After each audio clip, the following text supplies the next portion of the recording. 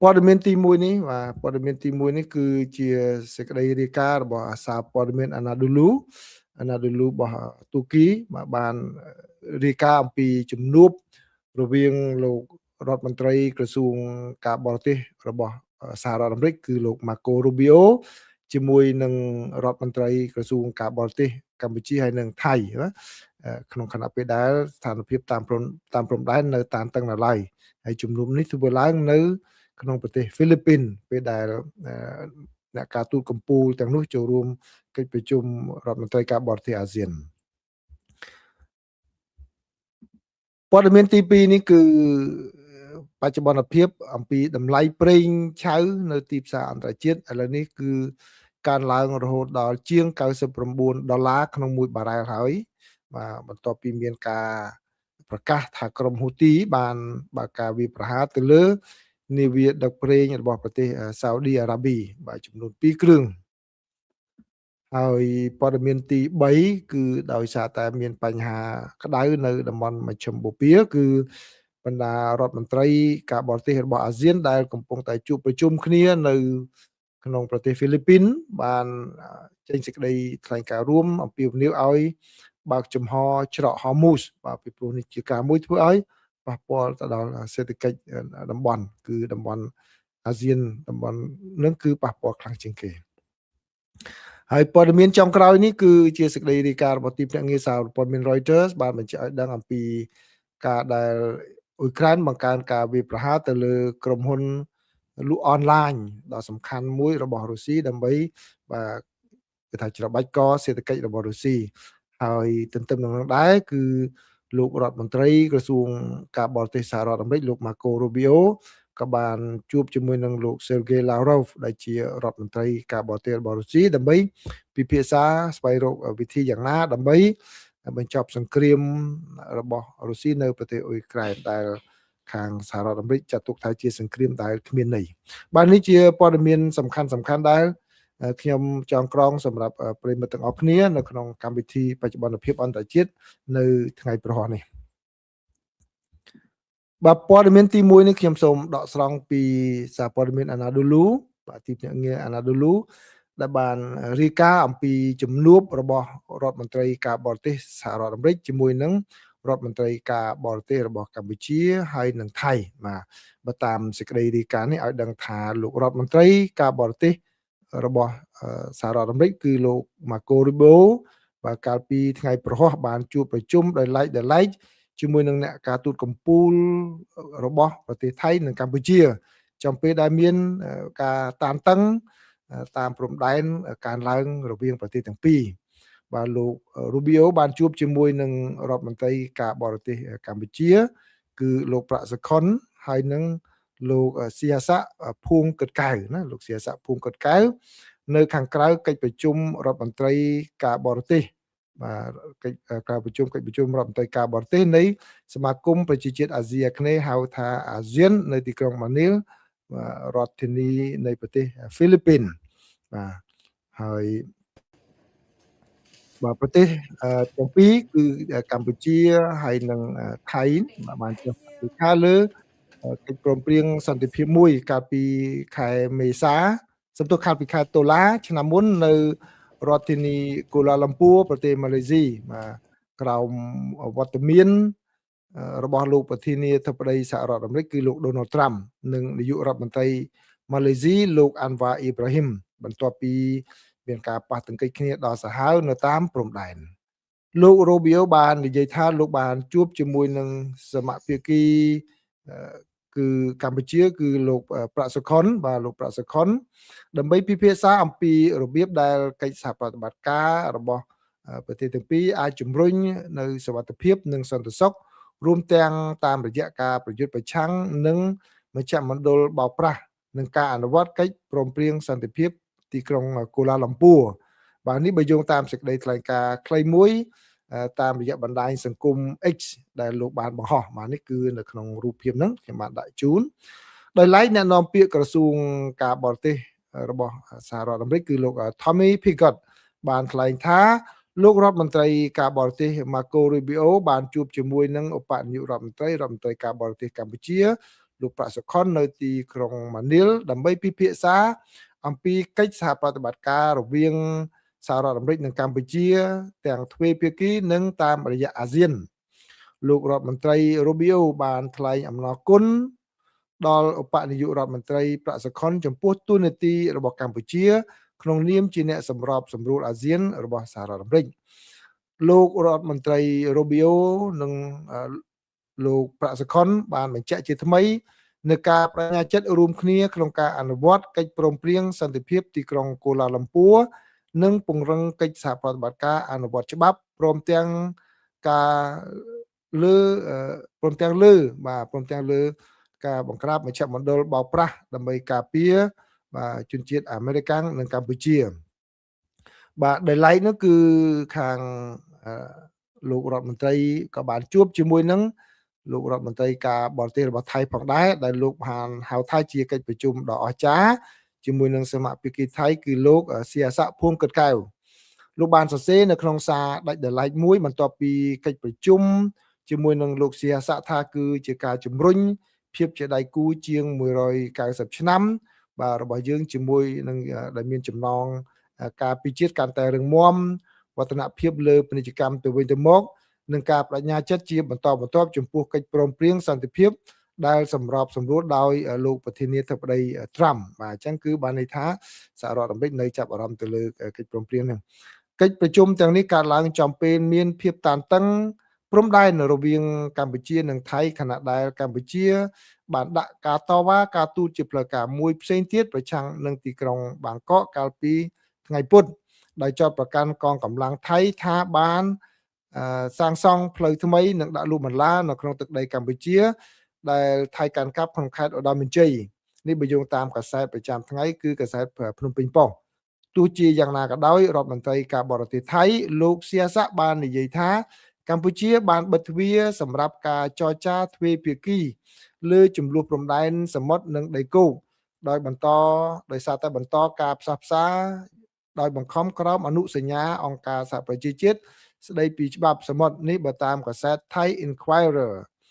ដោយឡែកពីគ្នាយោធាថៃបាននិយាយថារបងអចិន្ត្រៃយ៍របស់ខ្លួនតាមបណ្ដោយព្រំដែនកម្ពុជានឹងត្រូវបានសាងសង់តែនៅតំបន់សមស្របដែលពួកគេដែលរបងទាំងនោះនឹងបង្កើតចំនួនព្រំដែននាពេលអនាគតនោះទេយោងតាមអគ្គមេបញ្ជាការកម្ពុជាគឺឧត្តមសេនីយ៍អ៊ីក្រិតប៊ុនថាណុនរបងបណ្ដោះអាសន្ននឹងត្រូវបានប្រើប្រាស់នៅក្នុងទីតាំងដែលងាយរងគ្រោះជាងនេះលោកក៏បានគាំទ្រការសម្រេចចិត្តរបស់រដ្ឋាភិបាលថៃក្នុងការពន្យាពេលការចរចាព្រំដែនដីគោកជាមួយកម្ពុជាចំពេលមានការពិភាក្សាអំពីដែនសមុទ្រក្រោមច្បាប់ UNCLOS បាទនេះគឺជាសេចក្តីរាយការណ៍របស់អាណាឌូលូណាប្រិមិត្តបាទដែលខ្ញុំដកសងមកឲ្យជម្រាបជូនប្រិមិត្តនៅពេលនេះបាទមានចំណុច2ដែលខ្ញុំចង់ឲ្យប្រិមិត្តធ្វើការកត់សម្គាល់ប្រិមិត្តបានស្ដាប់អត្ថបទនេះហើយតើយល់យ៉ាងម៉េចដែរបាទចំណុចទី1ដែលខ្ញុំចង់ឲ្យប្រិមិត្តធ្វើការកត់សម្គាល់នេះគឺ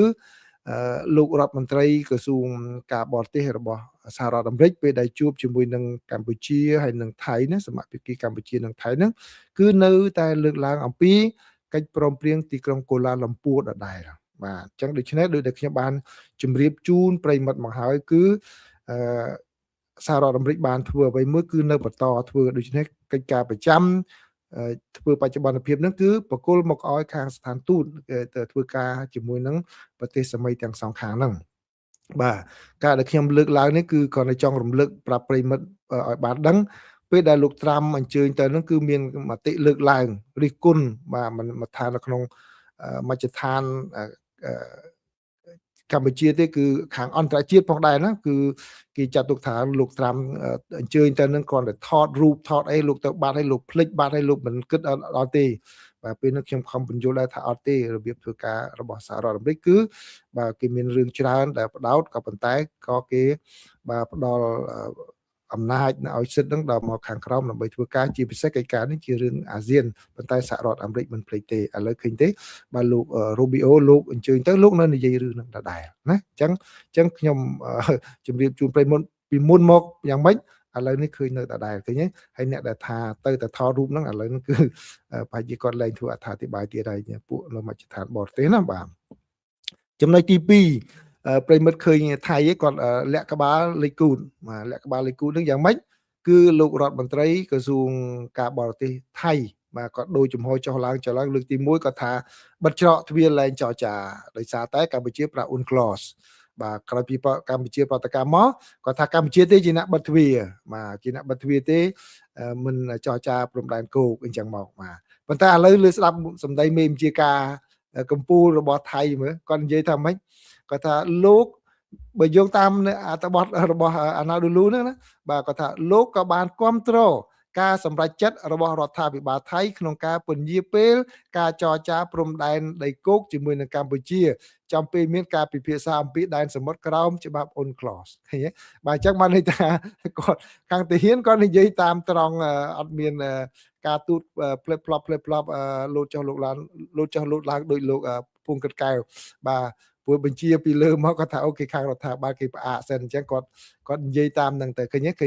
ប្រិមិត្តឃើញជំហរខុសគ្នារវាងរដ្ឋាភិបាលស៊ីវិលហើយនិងទាហានណាបាទទាហានគាត់អត់លាក់គាត់និយាយត្រង់អញ្ចឹងបានន័យថាថៃគាត់លាក់ក្បាលបញ្ចេញកតុយនេះឲ្យគេឃើញហើយបាទនេះជាព័ត៌មានទី1ណាប្រិមិត្តព័ត៌មានទី2គឺជាសេចក្តីរាយការណ៍របស់ខាងកាសែត New York Times ហើយនឹងសារព័ត៌មានជាច្រើនផងដែរប៉ុន្តែខ្ញុំសូមដកស្រង់ពី New York Times មកជម្រាបជូនប្រិយមិត្តទាំងអស់គ្នាបើយោងតាមសេចក្តីរាយការណ៍របស់សារព័ត៌មាន The New York Times បានឲ្យដឹងថាតម្លៃប្រេងឆៅឡើងទៅដល់ជិត$99 ក្នុង1បារ៉ែលនៅព្រឹកថ្ងៃព្រហស្បតិ៍នេះខណៈដែលក្រុមហ៊ូទីដែលជាសម្ព័ន្ធមិត្តរបស់អ៊ីរ៉ង់នៅយេម៉ែនបានអះអាងពីការវាយប្រហារលើកប៉ាល់ដឹកប្រេង2គ្រឿងរបស់ប្រទេសអារ៉ាប៊ីសាអូឌីតនៅក្នុងសមុទ្រក្រហមហើយទាំងសហរដ្ឋអាមេរិកនិងអ៊ីរ៉ង់មិនបានបង្ហាញសញ្ញាពីការបន្ធូរបន្ថយការប្រយុទ្ធគ្នារបស់ពួកគេឡើយការវាយប្រហាររបស់ក្រុមហ៊ូទីគឺជាការវាយប្រហារលើកដំបូងចាប់តាំងពីក្រុមនេះបានប្រកាសពីការបិទផ្លូវកប៉ាល់ទៅលើកប៉ាល់របស់ប្រទេសអារ៉ាប៊ីសាអូឌីតបាទកាលពីដើមសប្តាហ៍នេះហើយលោកប្រធានាធិបតី Donald Trump វិញបានសរសេរតាមសារតាមបណ្ដាញសង្គមកាលពីថ្ងៃព្រហស្បតិ៍ថាលោកនឹងធ្វើឲ្យអ៊ីរ៉ង់ទទួលខុសត្រូវចំពោះការវាយប្រហារបន្ថែមទៀតនៅក្នុងសមុទ្រក្រហមនឹងបានគម្រាមកំហែងពង្រីកចំនួននេះដោយបញ្ចូលទៅលើការវាយប្រហារទៅលើក្រុមហ៊ូទីផងដែរលោកបានបន្ថែមថាកងកម្លាំងអាមេរិកនឹងដាក់ទណ្ឌកម្មយោធាយ៉ាងធ្ងន់ធ្ងរលើក្រុមទាំងពីរប្រសិនបើកងជីវពលយេម៉ែនវាយប្រហារម្ដងទៀតបាទនេះគឺជាស្ថានភាពដែលកំពុងតែតឹងតែងនៅឡើយបាទរីឯព័ត៌មានទី3គឺជាលទ្ធផលខ្លះនៃកិច្ចប្រជុំរបស់ក្រុមរដ្ឋមន្ត្រីការបរទេសអាស៊ាននៅប្រទេសហ្វីលីពីនបាទបើយោងតាមសេចក្តីរាយការណ៍បានឲ្យដឹងថាគឺរដ្ឋមន្ត្រីការបរទេសដែលមកពីអាស៊ីអាគ្នេយ៍បាទដែលតំបន់អាស៊ានអាស៊ីអាគ្នេយ៍ហ្នឹងគឺកំពុងតែប្រឈមនឹងភាពតានតឹងខាងផ្នែកប្រេងឥន្ធនៈហ្នឹងបានអំពាវនាវឲ្យមានសេរីភាពនៃការធ្វើនាវាចរនៅច្រកសមុទ្រអន្តរជាតិហូមូសហ្នឹងបាទគឺការអំពាវនាវរបស់ពួកគេបានធ្វើឡើងនៅថ្ងៃព្រហស្បតិ៍នេះខណៈដែលក្រុមមេដឹកនាំទាំងនោះបាទបញ្ចប់កិច្ចប្រជុំរយៈពេល1សប្តាហ៍បាទនៅប្រទេសហ្វីលីពីនដែលកិច្ចប្រជុំនោះគឺភាគច្រើនគ្របដណ្ដប់ដោយសង្គ្រាមរបស់សហរដ្ឋអាមេរិកនិងអ៊ីរ៉ង់សេចក្តីថ្លែងការណ៍រួមមួយដែលចេញផ្សាយនៅក្នុងកិច្ចប្រជុំសមាគមប្រជាជាតិអាស៊ីអាគ្នេយ៍ហៅកាត់ថាអាស៊ាននៅទីក្រុងម៉ានីលក៏បានអំពាវនាវម្ដងហើយម្ដងទៀតឲ្យមានការអត់ធ្មត់ក្នុងចំនួនមជ្ឈមបូព៌ាដែលនាំឲ្យមានការប៉ះពាល់ខាងសេដ្ឋកិច្ចពីពេញពិភពលោកដោយឡែកលោក Marco Rubio រដ្ឋមន្ត្រីការបរទេសសហរដ្ឋអាមេរិកដែលកំពុងបំពេញទស្សនកិច្ចនៅសប្តាហ៍នេះបានព្រមានប្រាប់ទៅដល់បេសកជនដល់ក្រុមរដ្ឋមន្ត្រីការបរទេសអាស៊ានថាការដែលអ៊ីរ៉ង់គ្រប់គ្រងលើច្រកសមុទ្រហូមូសនឹងបង្កើតគំរូដ៏គ្រោះថ្នាក់មួយលោកបានមានប្រសាសន៍ថាមានគោលការណ៍ជាមូលដ្ឋានអំពីសេរីភាពនៃការធ្វើនាវាចរដែលពេលនេះកំពុងរងការគំរាមកំហែងសេចក្តីថ្លែងការណ៍នេះបានបង្ហាញភាសាដែលមិនធ្លាប់ប្រើពីមុនមកគឺដែលផ្ដោតទៅលើសេរីភាពនៃការ ធ្វើនាវាចរបាទនៅក្នុងសមុទ្រហើយនឹងការហោះហើរលើច្រកសមុទ្រនេះខណៈពេលដែលអំពាវនាវដោយដាច់ដោយឡែកមួយផ្សេងទៀតឲ្យមានការឆ្លងកាត់តំបន់ Hormuz នេះដោយគ្មានការរារាំងការបិទច្រកសមុទ្របន្ទាប់ពីការវាយប្រហាររវាងសហរដ្ឋអាមេរិកនិងអ៊ីស្រាអែលទៅលើអ៊ីរ៉ង់បានធ្វើឲ្យមនុស្សជាច្រើននៅក្នុងតំបន់នេះខិតខំដោះស្រាយការខ្វះខាតថាមពលនិងតម្លៃប្រេងដែលកើនឡើងដោយសារប្រទេសហ្វីលីពីនពឹងផ្អែកទៅលើការនាំចូលប្រេងបាទហើយឥឡូវនឹងហ្វីលីពីនក៏បានប្រកាសពីស្ថានភាពអាសន្នផងដែរដោយសារតែខ្វះប្រេងនេះប៉ុន្តែខណៈដែលសេចក្តីថ្លែងការណ៍នេះសម្ដៅទៅលើកិច្ចសហប្រតិបត្តិការថាមពលក្នុងចំណោមរដ្ឋអាស៊ានក៏នៅមិនទាន់មានវឌ្ឍនភាពលើគំនិតព្រួយផ្ដើមដែលបានប្រកាសពីមុនដូចជាការរៀបចំបណ្ដាញថាមពលក្នុងតំបន់ហើយនឹងការចែករំលែកប្រេងឥន្ធនៈឲ្យបានដឹងនោះទេបាទនេះគឺជាសេចក្តីរាយការណ៍ទី3ណាបាទសេចក្តីរាយការណ៍ទី4វិញគឺជាសេចក្តីរាយការណ៍របស់សារព័ត៌មាន Reuters បាទ Reuters បានរាយការណ៍ថាគឺអ៊ុយក្រែនបានបើកការវាយប្រហារកាន់តែខ្លាំងលើក្រុមហ៊ុនលក់រាយតាមអ៊ីនធឺណិតរបស់រុស្ស៊ីគឺក្រុមហ៊ុន Wildberries បាទហើយបានធ្វើឲ្យបិទឃ្លាំងមួយទៀតហើយបាទក្រុមហ៊ុន Wildberries គឺជាក្រុមហ៊ុនលក់ទំនិញតាមអ៊ីនធឺណិតនាំមុខគេរបស់រុស្ស៊ីហើយក្រុមនេះបានផ្អាកប្រតិបត្តិការនៅឃ្លាំងមួយរបស់ខ្លួនបន្ទាប់ពីការវាយប្រហារដោយ drone របស់អ៊ុយក្រែនកាលពីពេលយប់ថ្ងៃប្រហោះនេះខណៈដែលទីក្រុងគៀវឥឡូវនេះកំពុងតែពង្រីកយុទ្ធនាការរបស់ខ្លួនប្រឆាំងនឹងក្រុមហ៊ុនមួយនេះដែលជាបេះដូងនៃសេដ្ឋកិច្ចរបស់រុស្ស៊ីនិងអ្នកប្រើប្រាស់របស់រុស្ស៊ីជាច្រើននិយមប្រើប្រាស់ទីក្រុងគៀវបានវាយប្រហារឃ្លាំងចំនួន4ដែលជារបស់ក្រុមហ៊ុននេះដោយចាប់ផ្ដើមនៅចុងសប្តាហ៍កន្លងមកដោយហេតុផលថាចោទថាក្រុមហ៊ុននេះជាផ្នែកមួយនៃហេដ្ឋារចនាសម្ព័ន្ធដែលគ្រប់គ្រងដល់រុស្ស៊ីយោធារបស់រុស្ស៊ីប៉ុន្តែវិមានក្រំឡាំងបានបដិសេធថាក្រុមហ៊ុន Wildberries នេះគឺមិនគ្រប់គ្រងទៅលើការផ្គត់ផ្គង់ទំនិញទៅឲ្យយោធារបស់រុស្ស៊ីនោះទេហើយដោយឡែករុស្ស៊ីវិញក៏បានវាយប្រហារមជ្ឈមណ្ឌលដឹកជញ្ជូនរបស់អ៊ុយក្រែនក៏ដូចជាប្រព័ន្ធថាមពលនិងបណ្ដាញអគ្គិសនីរបស់អ៊ុយក្រែនផងដែរលោក Marco Rubio រដ្ឋមន្ត្រីការបរទេសបាទនៅក្នុងការវិវត្តមួយទៀតគឺបាទលោក Marco Rubio រដ្ឋមន្ត្រីការបរទេសសហរដ្ឋអាមេរិកបាននិយាយនៅថ្ងៃប្រហោះនេះថាសហរដ្ឋអាមេរិកនៅតែត្រៀមខ្លួនជាស្រេចដើម្បីដើរតួនាទីស្ថាបនាក្នុងការជួយបញ្ចប់សង្គ្រាមនៅអ៊ុយក្រែនបន្ទាប់ពីលោកបានជួបពិភាក្សាជាមួយនឹងរដ្ឋមន្ត្រីការបរទេសរុស្ស៊ីលោក Sergey Lavrov នៅខាងក្រៅកិច្ចប្រជុំអាស៊ាននៅទីក្រុងម៉ានីលថ្លែងបន្ទាប់ពីកិច្ចប្រជុំលោក Rubio បាននិយាយថាប្រធានាធិបតី Donald Trump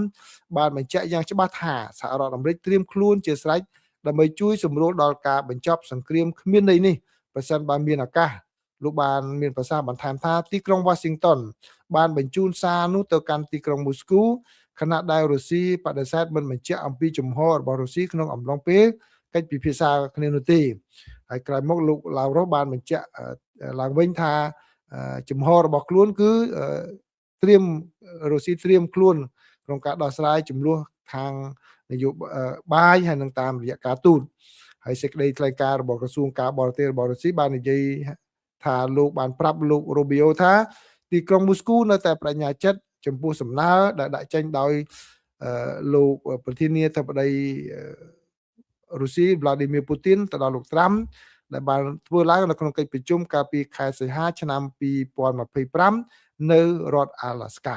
បាទនេះគឺជាព័ត៌មានសំខាន់ដែលខ្ញុំចងក្រងសម្រាប់ប្រិយមិត្តទាំងអស់គ្នា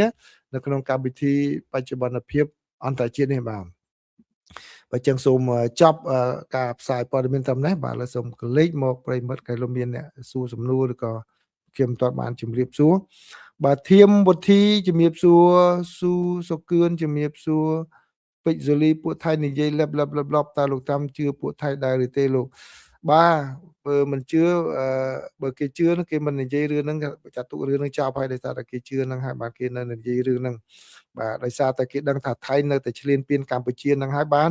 អាមេរិកនៅតែលើកឡើងនៅបញ្ហានេះនោះបាទក៏ប៉ុន្តែប្រិមិត្តត្រូវតែចាំណាថាសហរដ្ឋអាមេរិកនិងថៃគឺជាសម្ព័ន្ធមិត្តគ្នាបាទជាច្រើនជាយូរមកហើយអញ្ចឹងដូច្នេះគេមិនអាចនឹងផ្លាស់ប្ដូរជំហរភ្លាមដោយសារតែរឿងនេះទេបាទគេនៅតែ ចងសម្ព័ន្ធមិត្តដដែលហើយជាពិសេសតាក់ទងនឹងរឿង scam រឿងអីដែលបង្ក្រាបកន្លងមកនោះគឺសហរដ្ឋអាមេរិកគឺបានចូលរួមសហការជាមួយនឹងខាងថៃហ្នឹងដើម្បីទៅធ្វើយុទ្ធនាការហ្នឹងណាអញ្ចឹងដូច្នេះប្រិយមិត្តទៅចាំចំណុចហ្នឹងផងដែរមុននឹងយើងវិតម្លៃថាតើការទូតរបស់កម្ពុជាបរាជ័យឬជោគជ័យអីយ៉ាងម៉េចអាហ្នឹងគឺកុំនិយាយលឿនពេកដោយមិនមើលកត្តាមួយចំនួនអញ្ចឹងបើដូចតែខ្ញុំធ្លាប់បាននិយាយអញ្ចឹងគឺបាទការដែលសហរដ្ឋអាមេរិកដែលជាសម្ព័ន្ធមិត្តយូរហើយរបស់ថៃហើយថែមទាំងមានកិច្ចសហប្រតិបត្តិការនាពេលបច្ចុប្បន្នតាក់ទងរឿង scam ហ្នឹងបែរជាមកប្រកាន់ជំហរដូច្នេះអានេះជាជោគជ័យមួយនៃការទូតរបស់កម្ពុជាដែលងាកទាន់ពេលវេលានៅក្នុងការដោះស្រាយបញ្ហាដែលសហរដ្ឋអាមេរិកចាត់ទុកថាជាក្តីកង្វល់បាទអញ្ចឹងដូច្នេះការវិតម្លៃណាមួយទៅលើគេហៅថាផ្នែកទុនគឺផ្នែកការទូតផ្នែកអីហ្នឹងបាទគឺកុំនិយាយឲ្យទៅផុតពីមាត់តាមអារម្មណ៍ណាបាទពីព្រោះវិទ្យាសាស្ត្រចង់គណិតវិទ្យាខុសគ្នាពីបាទចង់នយោបាយការទូតណាពីព្រោះគណិតវិទ្យាតែដើមឈើ2ដើមបូក2ដើមគឺ4ដើមហើយបាទហើយបើការទូតមិនទេមិនមែនចេះតែយើងឃើញអញ្ចឹងអាចនឹងសួរវិតម្លៃដូចគណិតវិទ្យានោះទេបាទអញ្ចឹងបានខ្ញុំឃើញអ្នកដែលនិយាយថាកម្ពុជាបរាជ័យគ្រប់សមរភូមិឬមិនជោគជ័យគ្រប់សមរភូមិអាហ្នឹងគឺលឿនពេកហើយណាបាទពេជ្រហ្សូលីក៏ថាពួកថៃនិយាយលេបឡប់រៀបតើលោកតាមជឿពួកដែរបាននិយាយខ្ញុំឆ្លើយមិញហើយហ្សូលីលោកខ្ញុំសួរមួយតើលោកតាមដឹងថាក្រុមថៃក្លេចក្លុចដែរទេហើយគាត់គិតដល់មិនដែរបាទខ្ញុំឆ្លើយហើយមិញហ្នឹងបាទលោកចម្រើនរិទ្ធខ្ញុំសូមចូលរួមគាត់សម្គាល់ថាសហរដ្ឋអាមេរិកនៅតែមិនភ្លេចគ្រប់គ្រងកម្ពុជារហូតដល់សមាភិកីថៃអន់ចិត្តពេលខ្លះដែរហើយប្រទេសថៃនេះជាសម្ព័ន្ធមិត្តផងបាទតាមតើលោកចម្រើនរិទ្ធលោកមានប្រសាសន៍នោះដូចដែលខ្ញុំបានលើកឡើងអំបញ្ញមាននេះចេញបាទជំរាបសួរលោកពូបាល់ទះកម្ពុជាឈ្នះហ្វីលីពីន 3-0 ហើយទៅជួបថៃទៀតអូសាធុមែនតើឃើញថាចាញ់ឥណ្ឌូនេស៊ី 3-0 ឥឡូវទៅឈ្នះហ្វីលីពីន 3-0 មែនទេអូខេជួបថៃ 3-0 ទៀតទៅបាទឈ្នះថៃ 3-0 ទៅបាទអរគុណច្រើនដំណឹងល្អដែរ baby small ណាលោកគ្រូគួយជងចូលដែរចូលយឺតជាងគេណាលោកគ្រូគួយជងមកទៅចូលក្រោយគេណាចាំមើល4ណាអុកគាត់ថាចាំមើលតាសនិយាយវាក្រៅជួបមករ៉ូប៊ីអូរួចហើយបាទចាំមើលហើយនេះ good point ចំណុចល្អចាំមើលតើគាត់ទៅនិយាយអីទៀតបាទក្រោយពីជួបនឹងហើយគាត់ច្បាស់ជាទៅនិយាយផ្សេងទៀតហើយពិបាកមែនតាហ្នឹងយ៉ាប់មែនហងចិន្តាក៏ចូលដែរណាគឹមហេងគៀងបាទជំរាបសួរលីហេងលឹមបាទជំរាបសួររៀមវិឡាអូខេអស់ហើយលោកលៀងអញ្ជើញចូលដែរយប់មិញគ្រាន់តែចូលមកដល់ម៉ោងបងជំរាបលាមកអញ្ចឹងបាទអីទេបាទលោកលៀងលោកសុខាក៏ចូលមកដែរបាទអូខេហ្នឹងអញ្ចឹងអរគុណណាបាទអរគុណលោកចម្រើនទៅខ្ញុំក៏ចង់បញ្ចេញមតិដែរតែមិនហ៊ានបាទកុំខ្លាចបើគាត់និយាយគ្នាធម្មតាអូលបងសួងគឹមក៏អញ្ជើញចូលដែរណាបាទជៀនប៊ុនជំរាបសួរករណាពេជ្រចនបាទបរិឆាតបរិឆាតចូលក្រោយគេចូលហើយប៉ុន្តែមិនខមមិនទៅខមមិនណាបាទអញ្ចឹងអរគុណច្រើនបាទអរគុណច្រើនបាទលោកចម្រើនរដ្ឋថាម៉េចកម្ពុជាគឺជាប្រទេសដែលមានកូនក្រមុំដ៏ស្រស់ស្អាតនៅចន្លោះកូនកំលោះចិននិងកូនកំលោះសហរដ្ឋអាមេរិកដើម្បីឲ្យមានមុនសារតាក់ទាញចិត្តកំលោះទាំងពីរកូនក្រមុំកម្ពុជាទៅស្រឡាញ់ទាំងពីរបាទ